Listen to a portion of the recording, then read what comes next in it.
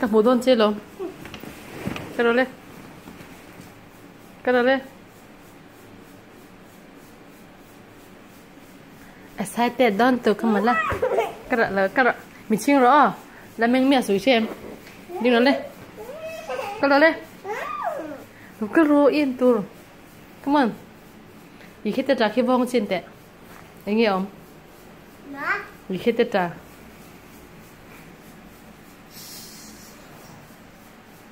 Rồi đây. Ý khi tết ra vong trên đó đây. Cái đó đây.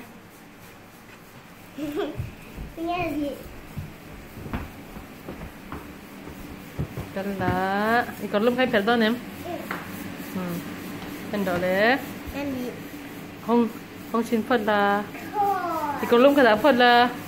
Ý còn lông khai đá phật là. Nó hơi phật là. Anh nghe em đó. Không không? Anh đợi đấy. Không đấy. Nghi mù. Nghi mù.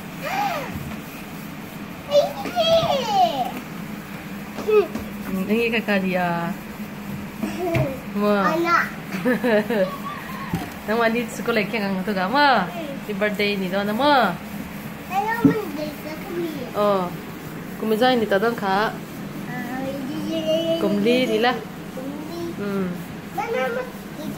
Hay hi sekolah keng ha. Hay hi. Hay lại mi hi. Nak tu ka happy birthday kan saya.